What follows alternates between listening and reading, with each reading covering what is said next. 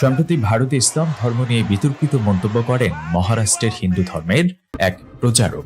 তাতে সমর্থন জানান রাজ্যের বিজেপির এক বিধায়ক, আর এতেই ফুঁসে উঠেছেন লাখো ভারতীয় মুসলিমরা।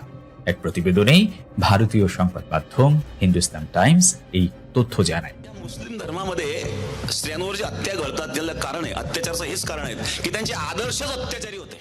ইতিমধ্যে সেই লং মার্চের ভিডিও সামাজিক যোগাযোগ মাধ্যমে ভাইরাল হয়েছে। সেখানে দেখা যায় লাখো মুসলিম মুম্বাইয়ের উদ্দেশ্যে রওনা হচ্ছেন তারা। প্রতিবেদনে বলা হয়, মহানবী হযরত মুহাম্মদ সাল্লাল্লাহু আলাইহি ওয়াসাল্লামকে অবমাননার অভিযোগকে কেন্দ্র করেই এই লং মার্চ করেন মুসলিমরা। মুম্বাই অভিমুখে মার্চকে কেন্দ্র করে জনসমুদ্রে পরিণত হয় মহারাষ্ট্রের এক্সপ্রেসওয়েগুলো। সেই মার্চে অংশ নিয়েছেন হাজার হাজার মুসলিম। এই ঘটনায় শুরু হয় চলতি মাসের প্রথম দিকে। মহারাষ্ট্রের এক ধর্মীয় সভায় মহানবী হযরত মুহাম্মদ সাল্লাল্লাহু আলাইহি ওয়াসাল্লাম এবং ইসলাম ধর্ম নিয়ে কটূক্তি করেন বিতর্কিত ধর্মীয় প্রচারক রামগিরি মহারাজ, যাতে সমর্থন দেন রাজ্যের বিজেপি বিধায়ক নিদেশ রানা।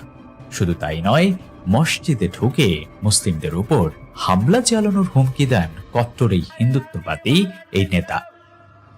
अगर कुछ भी मस्ती तुम लोगों ने किसने भी की तो तुम्हारे मस्जिदों के अंदर आके चुन चुन के मारेंगे, इतना ध्यान में रखो। নিদেশের এই মন্তব্যে তোলপাড় সৃষ্টি হয় গোটা রাজ্যে।